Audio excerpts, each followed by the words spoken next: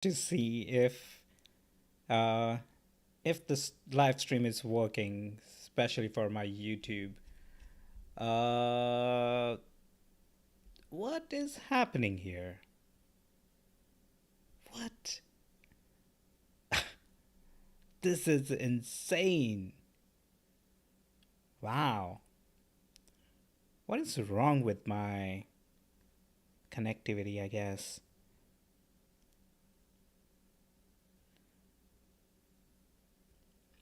This is painful. Wait a second. So, looks like it is streaming.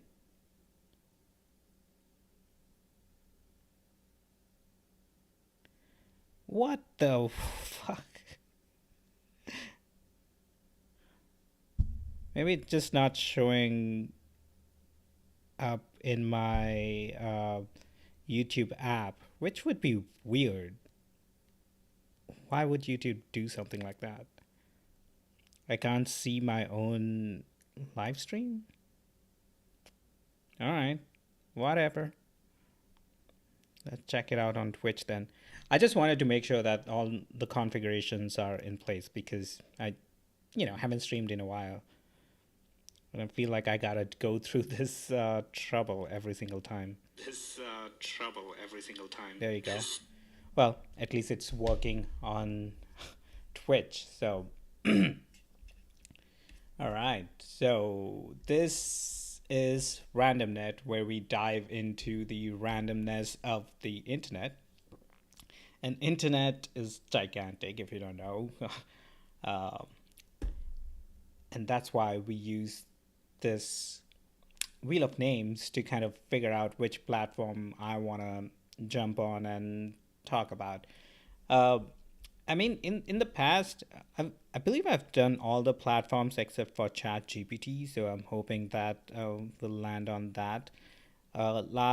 During last stream, I was going over Twitter and some of the tweets I bookmarked, and that was kind of nice. I loved it. I enjoyed it. All right, so I'm just gonna click here to see which platforms it lands on. The Onion. Good job, because I like the Onion. Because obviously this is a better. Uh, it's a good satire website, and I like that. All right, let's see what's happening in the world from the Onion lens. Breaking news: no way to prevent this. Only this says only no nation where this regularly happen. Okay, what is happening? No way to prevent this. Says only nation where this regularly happen. Nashville in Tennessee. In the hours following a violent rampage in Tennessee, in which a lone attacker killed at least 6 individuals and injured 7 other citizens living in the only country where this kind of mass killing routinely occurs, reportedly concluded Tuesday that there was no way to prevent the massacre from taking place. This was a terrible tragedy. But sometimes these things just happen and there's nothing anyone can do to stop them, said Tennessee resident Laura Campbell, echoing sentiments expressed by tens of millions of individuals who reside in a nation where over half of the world's deadliest mass shootings have occurred in the past 50 years, and those citizens are 20 times more likely to die of gun violence than those of other developed nations. It's a shame, but what can we do? There really wasn't anything that was going to keep this individual from snapping and killing a lot of people if that's what they really wanted. At press time, residents of the only economically advanced nation in the world where roughly 2 mass shootings have occurred every month for the past 8 years were referring to themselves and their situation as helpless. I mean, this feels like more real news than the satire. Let's check out what's happening here. Florida teachers explain how they teach history without mentioning race. Okay. And in order to win approval from Florida's Department of Education, publishers have begun removing mentions of race from social studies textbook. The Onion asked teachers how they teach history without race, and this is what they said. I say MLK was a person who organized a non-specific group against another non-specific group for non-specific reasons, and that's why he's one of the greatest Americans to ever live. Not bad. It's pretty easy if you just skip 70% of everything that's ever happened in this country. Turning the lights off and putting my head down on the desk for 45 minutes usually does the trick. I just focus on all the aspects of history that don't have any significance. I play loud music to drown out my lectures on the civil rights movement. I try to really focus on June 21st, 1825 in Oslo, which was by all accounts a very chill day. I just substitute the word pickles for slavery. Don't Now all my students ask me why pickles are our nation's greatest sin. For civil rights, I say Martin Luther King was white and was assassinated for not eating his vegetables. That's actually been pretty easy, but trying to teach trigonometry without mentioning race is damn near impossible. I guess I'd say poorly and in a manner completely unworthy of my profession. I don't remember. I'm usually pretty drunk. It's easy. Nothing is about race. It's all about the economy. I homeschool my kids, and I must say, this really will hurt the lessons on who controls all the bank. I just avoid any historical event that isn't the 2000 Sydney Olympics. By not mentioning race, I can speed through all the remaining history topics in about a week. After that, I just tell the kids they don't have to come to class. Every time one of my students tries to ask a question regarding race, I blow an air horn. I just skip all of American history. Okay, it wasn't the funniest article, but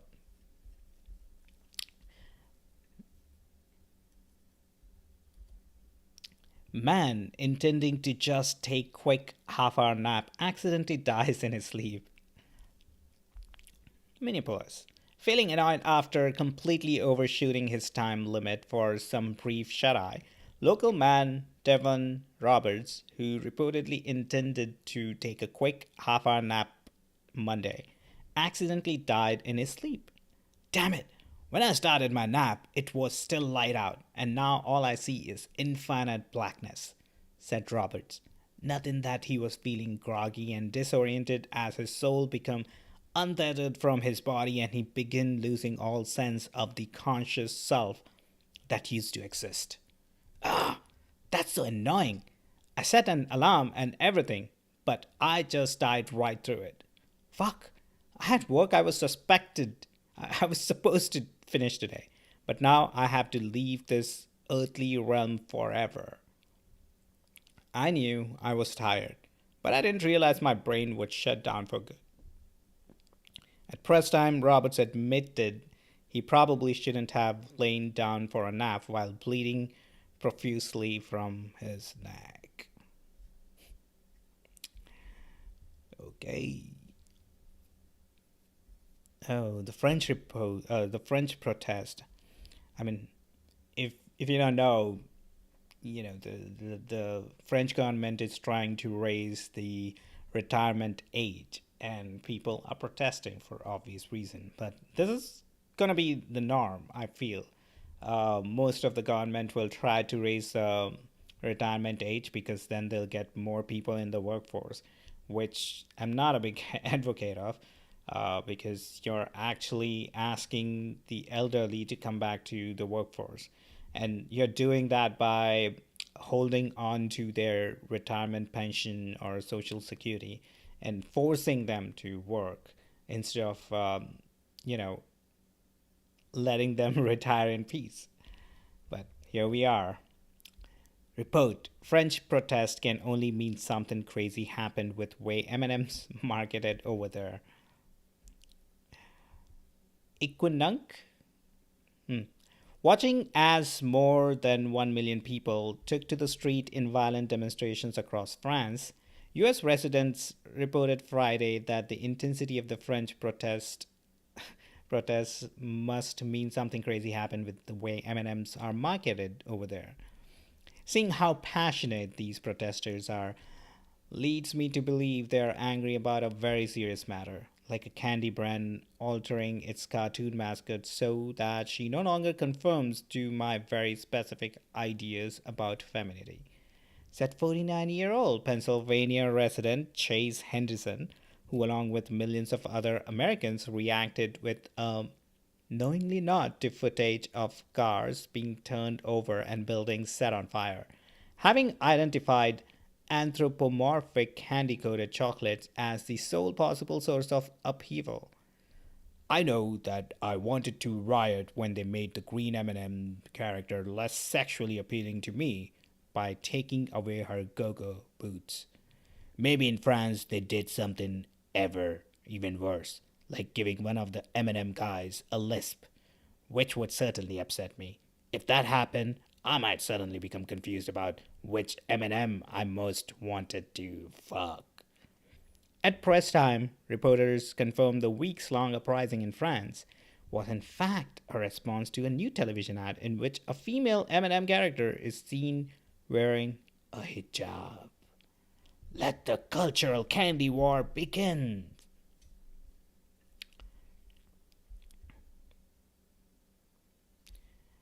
Okay, hopefully this is better news. Fox News anchors respond to claims about workplaces' toxic culture. A former employee claimed that the network discriminated against her because of her gender while she worked at Tucker Carlson Tonight. The Onion asked Fox News anchors to respond to allegations about the workplace's toxic culture, and this is what they said. Greg Gutfield: Sure, we might play a little rough around here, but that's how you know we all vehemently hate each other.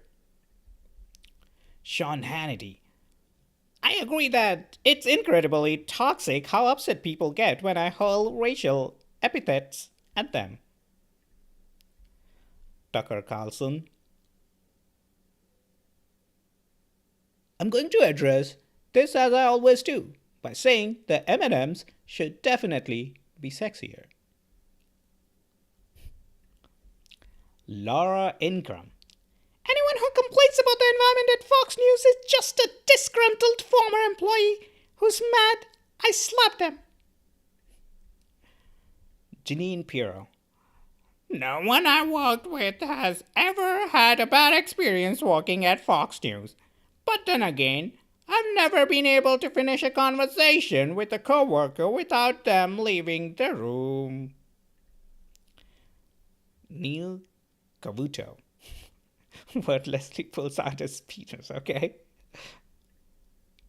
Ansley Earhart: Suffering makes Ansley grow stronger.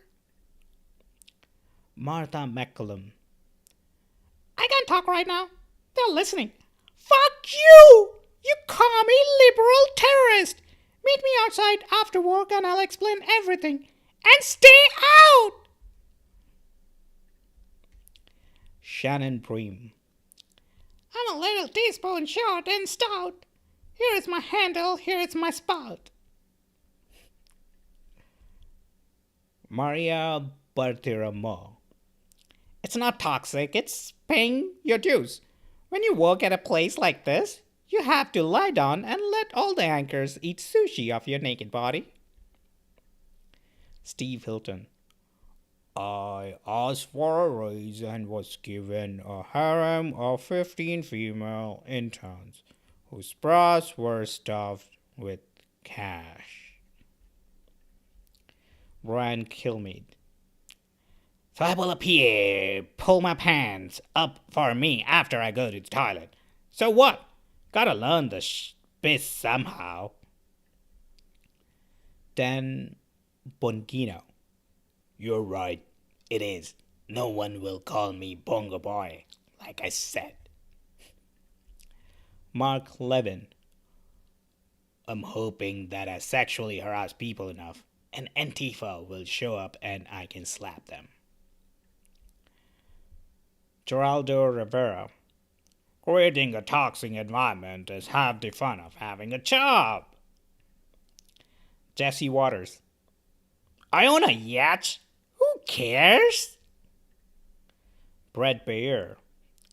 If I didn't live my life harassing women and minorities, how could I expect my fans to do the same? Trey Gowdy. They don't call me registered sex offender Trey for nothing. Okay.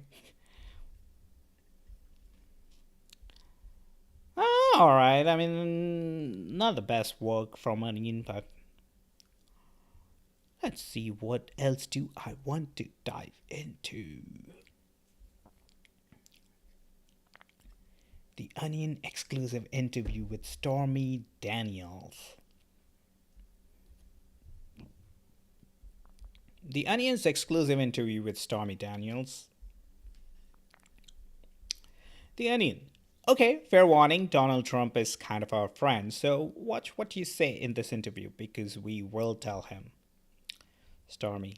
Fair enough. The last thing I would want to do is make Trump mad at me. Okay, doesn't answering these questions violate whatever deal you struck? Yes, but the paperwork they had me sign said that anytime I violated the NDA, I would receive another $130,000. Do you think we could get Trump to pay us hush money for not publishing this piece? I would ask Jared and Ivanka. They're the only ones who care anymore. What parameters did your NDA with Trump specifically have? That I never publicly say that I took his virginity. Were you aware that the hush money payment may violate campaign finance laws? That was Trump's kink. How many times did Trump's 130 grand hush money check bounce? 10 times. And he kept trying to offer me Eric Trump instead.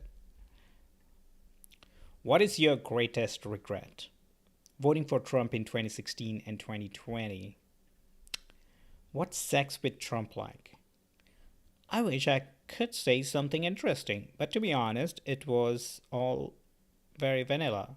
Just like vampirism, balloons, public defecation, whipping each other while dressing up like Benny the Bull.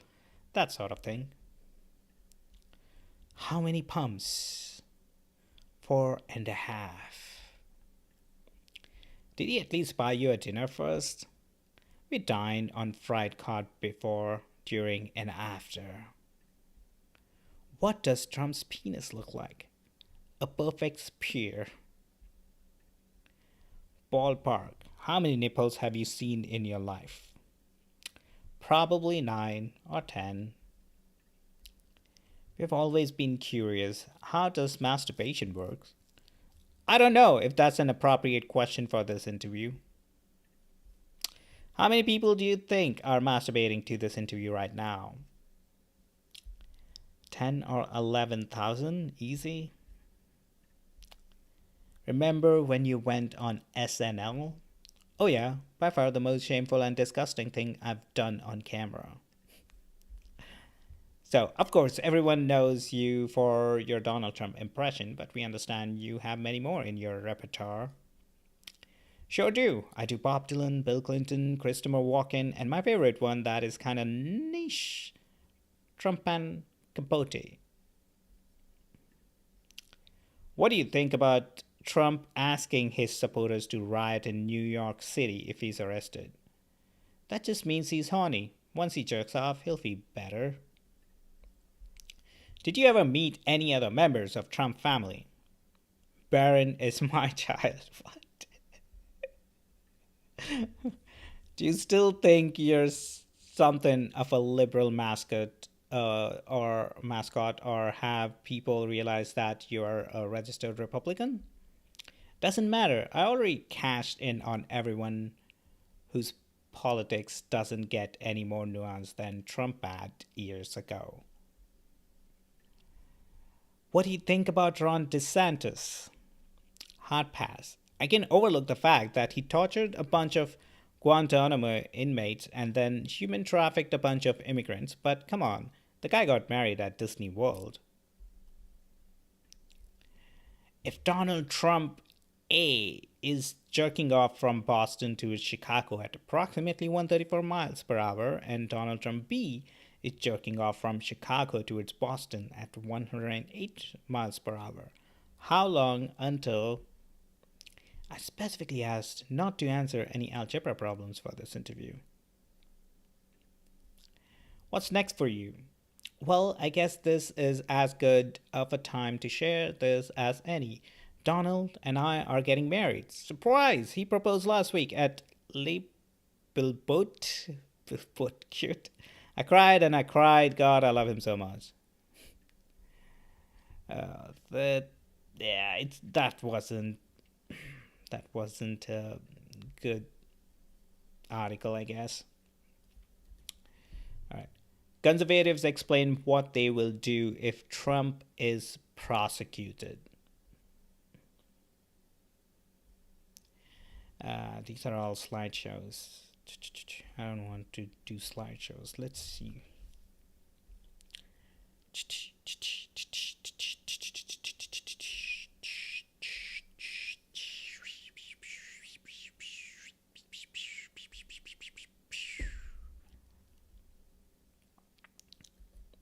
Oh, this is a slideshow too. Well, but how many slides do we have here?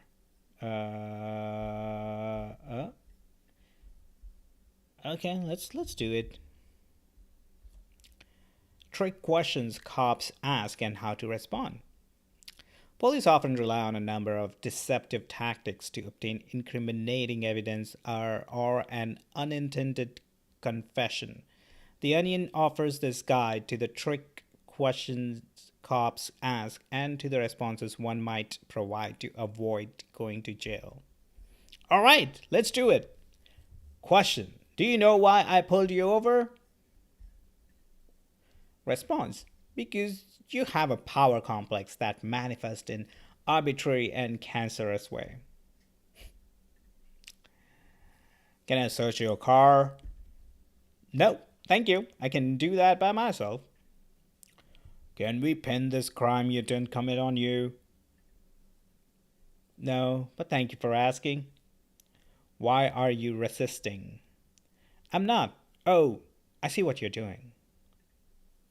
Do I recognize you from somewhere?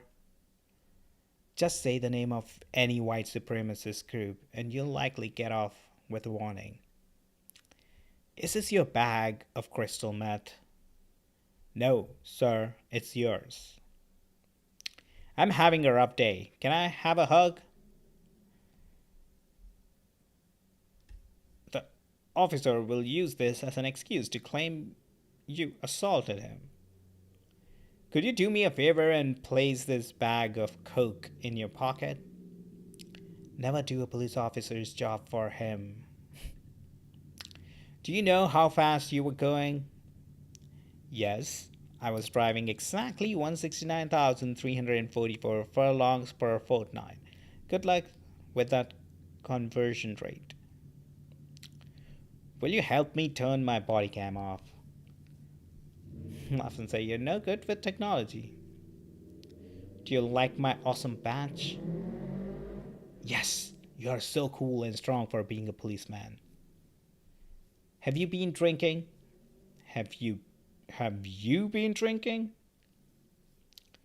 Do you have any idea how much crime you've been doing tonight? I've never heard the word crime before, and I don't even know what it means. Could you stop recording me? Please, I have body dysmorphia and don't like the way I appear in photos and videos. Don't be a dick. Put down the phone. Are you resisting arrest? I'm not sure how someone who has been repeatedly tased and is currently being kneeled on by 5 different officers could possibly be construed as resisting anything. But go ahead and write that on the report if you must. Where are you going? The cop is merely singing along to your Dave Matthews Band greatest hit CD. The correct response is to harmonize with them. Wapapalumop. A wapam boom. Guess how much money the state has paid to settle cases with the families of my victims. Come on, it will be fun. When in doubt, always guess more than 100 million. Otherwise, you risk offending them. On a scale of 1 to 10, how equitable do I look? Even if they don't look equitable, always tell a cop you think they could get the murder charges dropped and be given just a couple months of desk duty instead. Is that an Obama '08 sticker I see on your car? I assure you it's perfectly ironic, officer. What am I being detained? Why am I being detained? Because the cops don't run the city anymore, the people do. Be honest, could you tell that I was undercover the whole time? You might be tempted to be honest here, but always, always, always tell a cop they were super convincing while pretending to be a criminal and nobody thought their clothes, hat, or shoes looked weird. How much would a woodchuck chuck if a woodchuck could chuck wood? Just accept that this is the closest thing you'll get to being read your Miranda rights and move on. Alright. Come on, Onion. I was hoping for something better than that.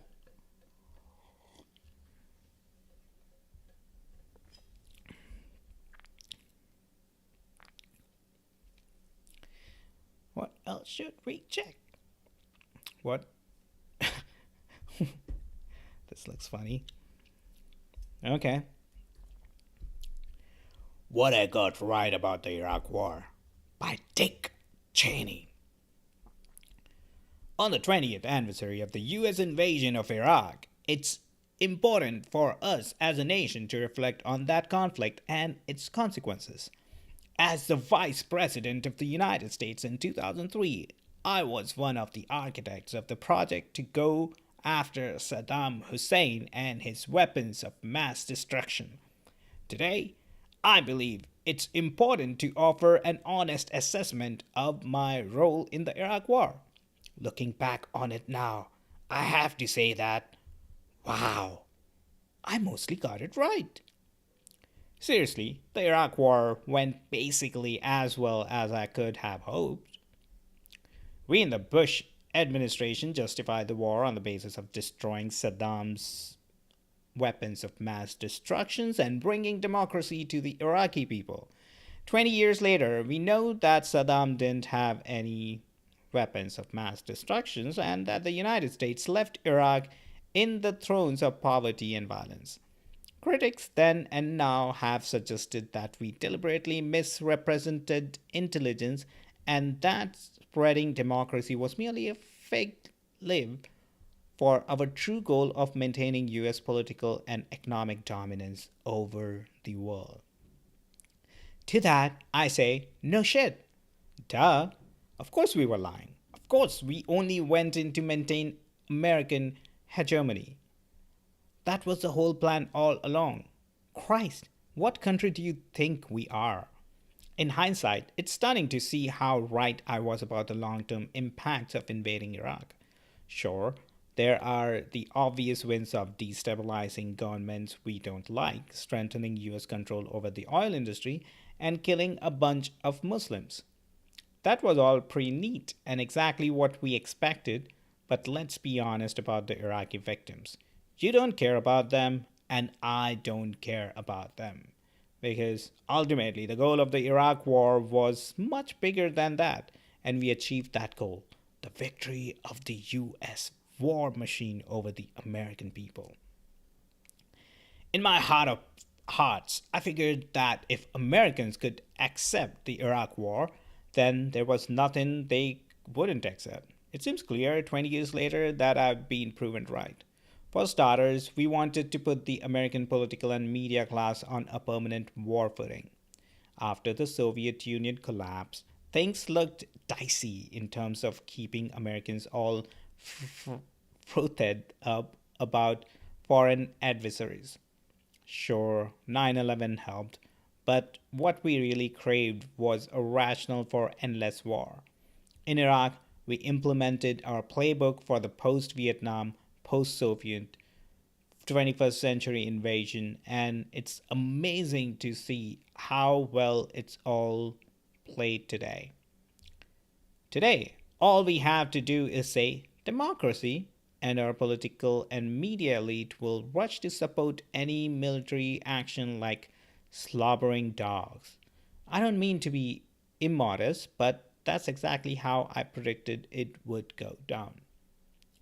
Any Iraq War reflection must contain with the rise of ISIS, one of America's greatest accomplishments. ISIS was a real home run for us. We suspected that sowing wanton violence across the Middle East would stoke anti American insurgencies that didn't conform to conventional national or geographic boundaries. In theory, they could be everywhere. And if the enemy could be everywhere, it justified basically any action to stop them, which was great because the deliberately vague war on terror gave a black check to the men and women who bravely reap the profits of our private military contractors. I imagine the name Halliburton rings a bell.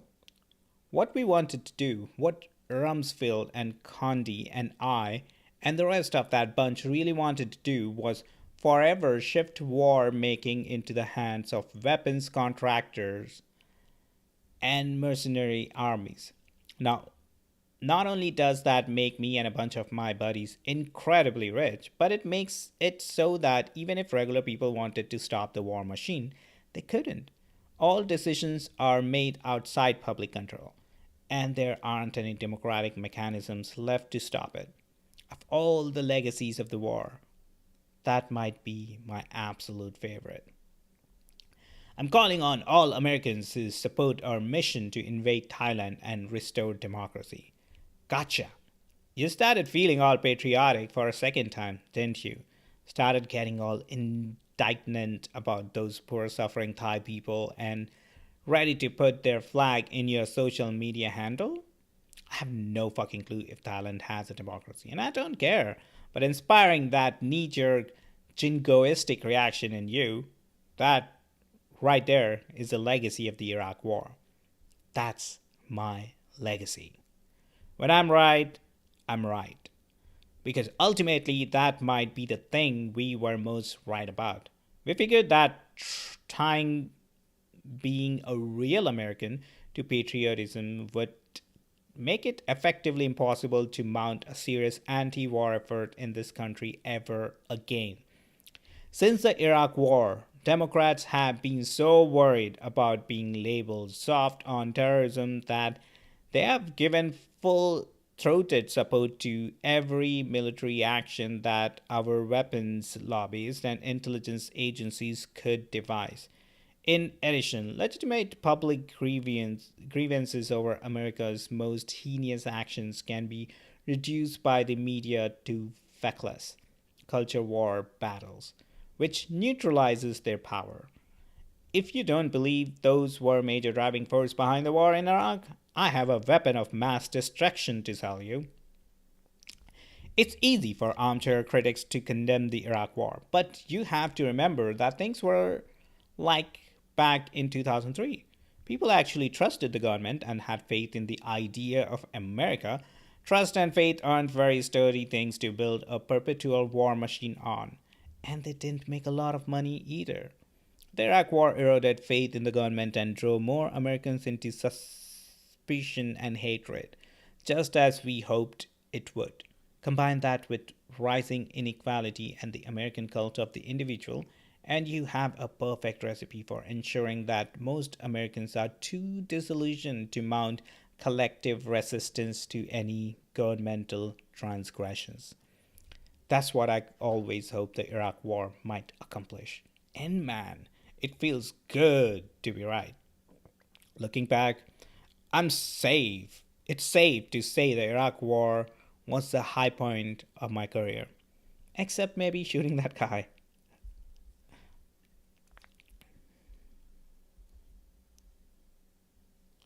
That was slightly better than the other one. At least the end was good. Oh, check this out. Taylor Swift fans explain how they got tickets to the Eras tour. While over 14 million people attempted to buy Taylor Swift tickets, only 2.4 million were actually sold. The Onion asked Swifties how they managed to snag tickets to the Eras tour, and this is what they said. Shannon Engelhardt, an interior designer. It's possible I killed someone. I blacked out listening to Shake It Off and woke up with two bloody tickets. Scott Swift, a stockbroker. Yeah, clearly Taylor Swift's fan. Since Taylor's my daughter, she gave me a code that entered me into a lottery that eventually scored me two seats 30 rows apart at 18 grand each. Well, that explains it. Is it really her father? I don't know. Uh, at least the photo. Fred Wilson, podiatrist. My lawyers have advised me not to discuss this pending the outcome of the trial. Jenna Fluman, actuary? What is actuary? Oh, fuck. I thought I got Sugar Ray ticket. Fuck, fuck, fuck. Melanie Drakes, a waitress. So many are dead. So many.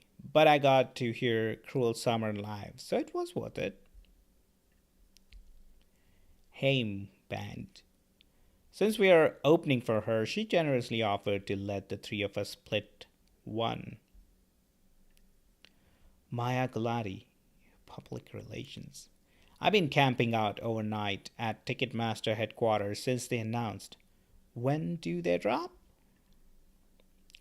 Stanley Nugget, bricklayer. You can get anything from a celebrity if you've dug up enough dirt on their powdered heroin addiction. Stephen Tran, hotel concierge. I just emailed her at twailerswiftmusic@gmail.com and asked, and she sent me 4 free tickets. Grace Horn, a nurse. Super fast internet connection, the reflexes of a cat, and a mountain of cocaine. Mike Barrow, long haul trucker. Our last T Masters contracted guaranteed a minimum of 4 Taylor Swift tickets per year, and they have to be floor seats. Ticket purchasing bot. A bot.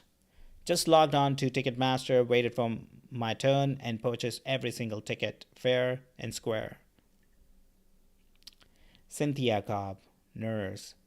I've been sleeping in Allegiant Stadium since the tour was announced last November.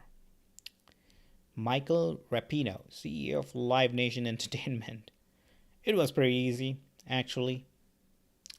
Teresa Callahan, metaphysical shop owner. My coven amped up the blood rituals ahead of the pre-sale. Linda Booker, a teacher. There's a lot you can get with Austin Swift's severed pinky. Emma Strauss, a designer. I'll grab tickets in a couple of weeks if it starts looking like people are really interested in seeing her. Greg Cantor, an attorney. May God forgive me for what I have done. Onion! Come on, Onion! Okay, this could be funny. Annotations in used copy of autobiography of Malcolm X make it painfully obvious that previous owner was white. Chicago, with dumbfounded question marks and astounded exclamation points littering the margins of almost every page. The handwritten annotations found Wednesday in a second hand copy of the autobiography of Malcolm X made it painfully obvious that the previous owner of the book was white. It's amazing how many of the notes in here start with, but what about? Or just say, that's going a little too far. The volume's current owner, local man James Hawkins, told reporters as he flipped to a page in which Malcolm X is accused of reverse discrimination in a pencil scrawl underlined 3 times. Every time the text refers to something like the devil white man, the phrase has been circled and someone's written, off to the side. And when it starts mentioning the Nation of Islam, they just wrote terrorist? Hawkins went on to observe that the annotations don't go past the first chapter. Okay.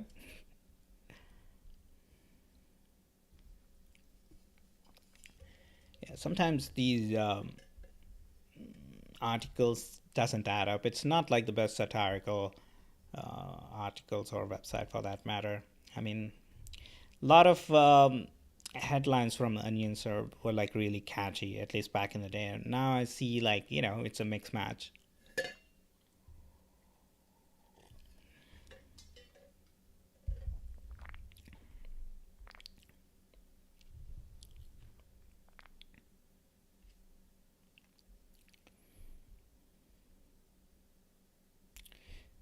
Why they are homeschooling the technical?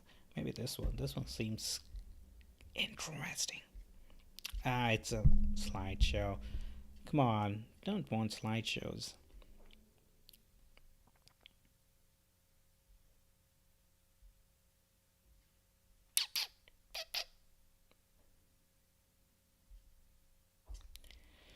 Ah, onion.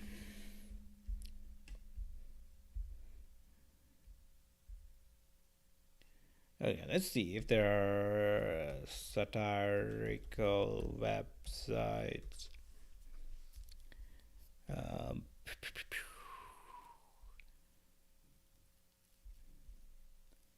Big American News. Wait, what? Empire News, National Report, News Mutiny, The Onion, of course, Sports Pickle, The Daily Squib, News Biscuit, The Shovel. Let's try with the last one, The Shovel. It's an Australian.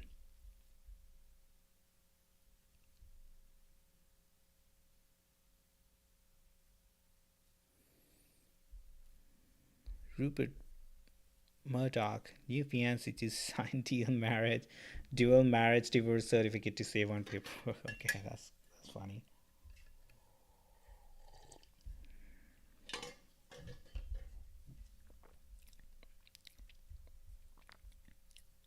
Oh, there was some lab leak something.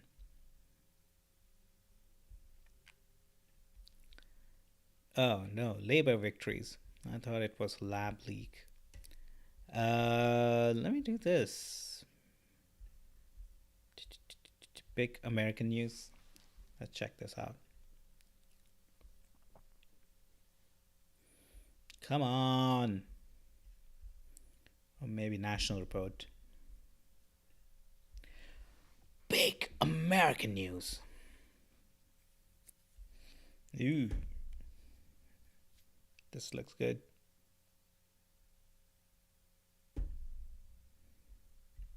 Uh, are you gonna open this or what?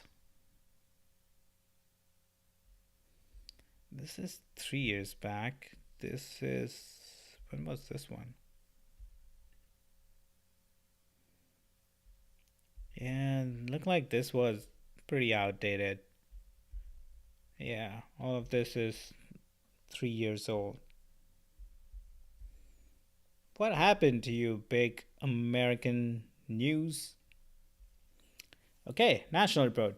Trojan named new ultra skin thin skin condom after Donald Trump. Trojan name new ultra thin skin condom after Donald Trump. Trojan, the world leader in modern condom technology, announced today the company has developed the world's thinnest skin condom to date and will market the new condom after the thinnest skinned man to ever run for president of the United States, Donald J. Trump. The new Trojan Ultra. uh, uh, Come on.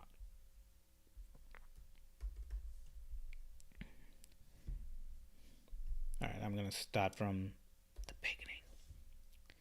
Trojan named new ultra thin skin condom after Donald Trump. Okay, 7 years ago. I'm going to skip that. Why is that still on the front page if this was 7 years ago? 3 years ago? 6 years? What is happening here? Are these websites all kind of, you know, stopped posting update or something? This is stupid. Yeah, it shows the date right, but yep, clearly it's outdated. Let me check their RSS field. Okay, probably cool. Even this is like old, so I'm gonna skip. No, that was from Australian website, right? News mutiny. This looks good.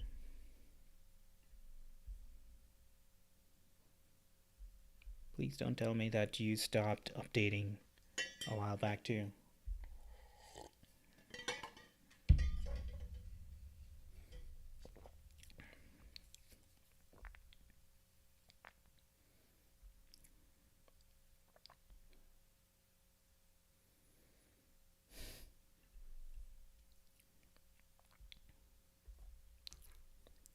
How a nuclear holocaust might impact your stock portfolio. With Vladimir Putin's ill conceived invasion of the Ukraine grinding to a halt, the mounting pressure from his army's inability to achieve its objectives and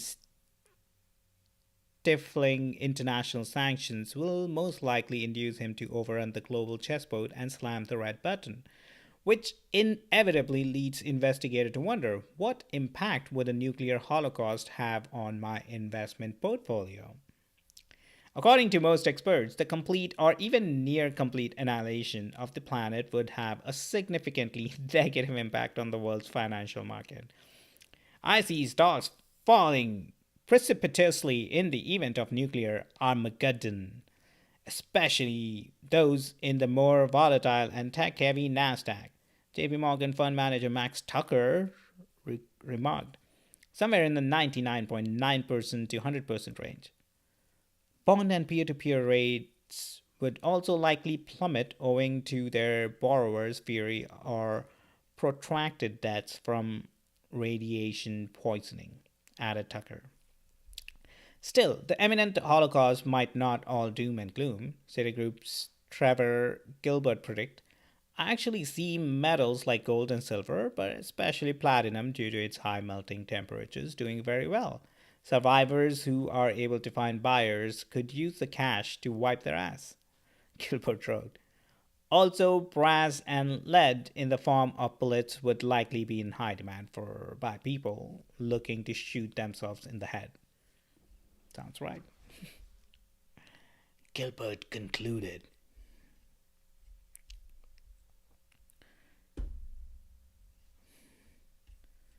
Fucked up family circus. Hmm. I'm a bit bored, to be honest. I thought there would be at least the first few of these websites would be better. Hopefully, Empire News is updating their websites frequently. January 14th, November 24th. Yeah, so this looks like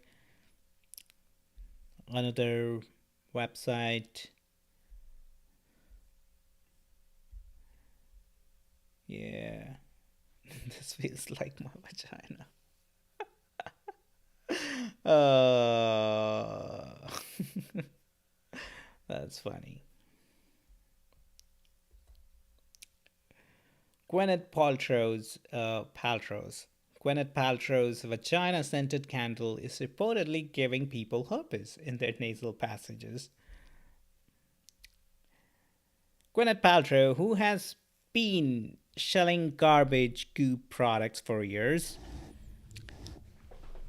items that have been proven multiple times to be a sham at best and potentially life threatening in their bad pseudoscience at worst.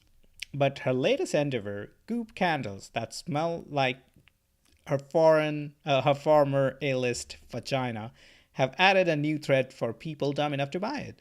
The candles are giving people herpes in their nose. Paltrow, perhaps best known for playing Robert Downey Jr.'s love interest, Pepper Potts, in the Iron Man films, has fallen to the levels of Midnight Pitchman over the last few years. And for some reason, though that selling candles scented specifically like her putrid pussy would be hot sellers, somewhat confusingly, she appears to be right as the candles are selling, but as they are made from the natural juices of Paltrow's poon, they smell like her vagina and are also causing people who burn the candle too long to contract herpes. I first noticed that I had a weird bump on the outside of my nose, said Kirk Brown, who has estimated he spent around $2,000 on several hundreds of Paltrow's candles. I thought it was a pimple. It happens after it got severe and I started to feel the bumps in my nose. I went to the doctor. A test confirmed it was nose herpes. I didn't even know it was possible. I only burned one of her candles for a very short time, said Melissa Rogers of Atlanta. I got it as a gag gift from a coworker at Christmas time. It smelled horrendous, like a cross between stale pee and the cheese you scrape out of an infected vagina. I was not a fan. I became less of a fan when it came clear that I was getting nose herpes. It's hugely embarrassing. Multiple people say they have had similar experiences, and a lawyer has been contacted in at least one of the cases in hope of a class action suit. Repres- Representing for Gwyneth Paltrow's vagina could not be reached for comment.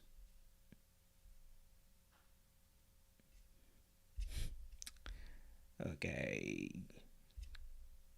Okay. Yeah, so these are all older news. So Empire News is dead. Sports Pickle. Sports Pickle. I'm not such a I'm not a huge sports fan, so I have no idea uh, what the sports would look like. So I would believe everything said on this website, like without thinking twice. I was just checking out the time. We're close to like 55 minutes, so 5 more minutes before we wrap this up. 5 more minutes. The Daily Squid. Okay, this should be interesting. First of all, it's come on, don't do that. How do I find the ad blocker now?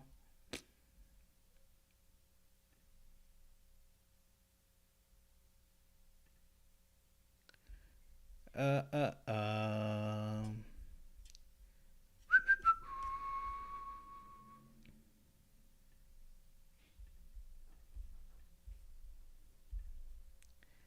it gonna be painful to figure out how do I block the ads.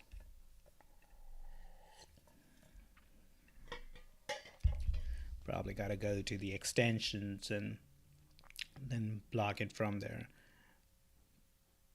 But honestly, I was hoping that there would be option within here, within the toolbar of my browser, so I can just disable whenever I want to. Well, I don't see it. I don't see it. How do I?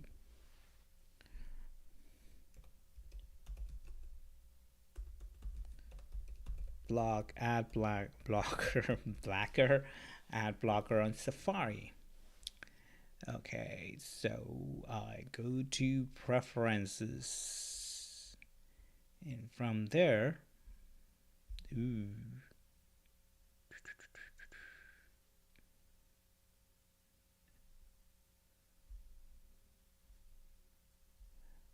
oh, okay.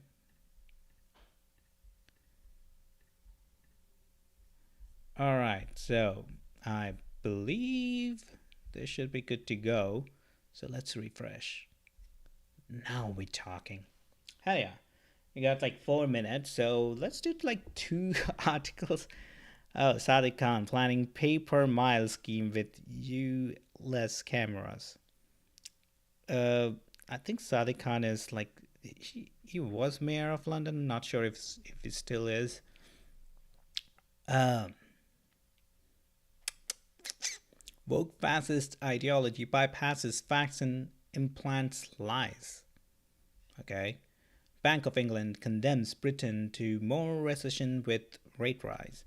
Heavy class A drug user Prince Harry urged to stop using. Macron, work until you die. Alright, let's check this out. This should be good. Macron, work until you die. Paris, France. Once again, due to Macron forced change of law, the population are rioting. Les peasants are revolting, President Macron told one of his pension reform ministers. Oui, ils stink, as they have torturous stunk. Less rats are everywhere in Paris amongst the dumped rubbish. Give them une semaine or so of rioting, et elles won't come to the realization that there is rain they can do to arrest is no. I mean, wait, what is happening? Is this in French or English or what the hell? Maybe maybe people who know French might be able to kind of like shed light if it was actual French or some gibberish. Wait, socialist Biden's woke banks don't even have risk officers? This is wrong at so many levels. I mean, just because it's, I would say, uh, a satire website, maybe that should be fine, but technically, that's not true. That's not correct. So let's check it out. Socialist Biden's woke banks don't even have risk officers. Silicon Valley, USA, who trusts the US banking system? Who trusts the US banking system? If you have not started taking your money out of America's fractional reserve system, then you better get started. It's time to get back to printing money so that the worthless dollar will become even more worthless. Socialist Biden is a fucking disaster for America because he thinks money grows on special socialist trees that are magically replenished every day. Some of the woke banks that went bust in Silicon Valley did not even have risk officers and had a 185 to 1 debt asset ratio. Today, I'm erasing all student loans in America, costing US taxpayers trillions of dollars. But don't worry, folks. The US deficit is only 32 trillion and growing. Socialism is the way. We just need the magic socialist money tree to grow more money.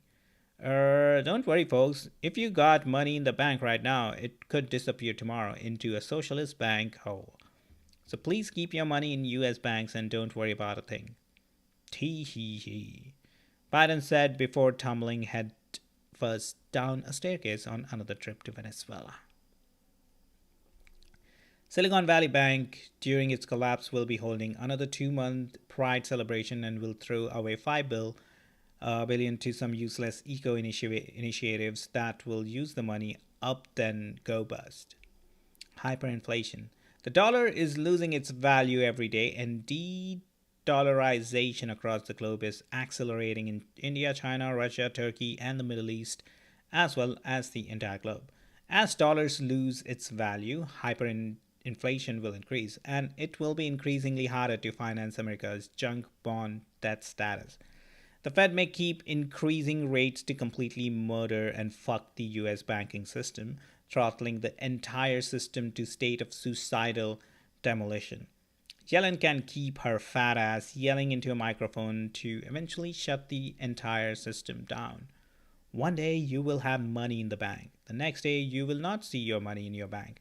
Not only that, folks, you may even call that bank up on the phone, but all you will get is a busy line tone. Doesn't matter if your deposits are insured to a certain amount, you will never see your money ever again. A smiling banker for Palo Alto Bank revealed. If the UK does not extricate itself from the US banking system pretty sharpish, it will be equally fucked. Meanwhile, the FDIC is clapping all the way because all money is free in Biden's socialist land, and it grows on trees, plus there is never an end to an infinite supply. You try to buy a loaf of bread with a totally devalued dollar that no other country wants to touch or even buy bonds from. Gold, silver, and crypto is the way. Wait, is this real? I mean, is this real in the sense, is this a real news outlet, or is it squid or squib? Squib, yeah. It does say news political satire. So this is satire. I mean, clearly Biden is not socialist. not even uh, not even like 5%. And the banks are not owned by president. So in both ways it's kind of weird. But if it's satire, you can just say anything, I guess. But it's not even like funny. Uh, the Daily Squib anthology book. Uh,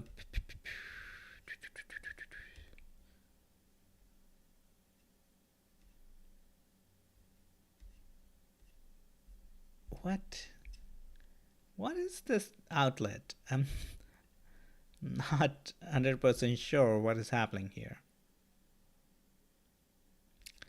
Anonymous group. Old world thinking and systems are on a brink of extinction.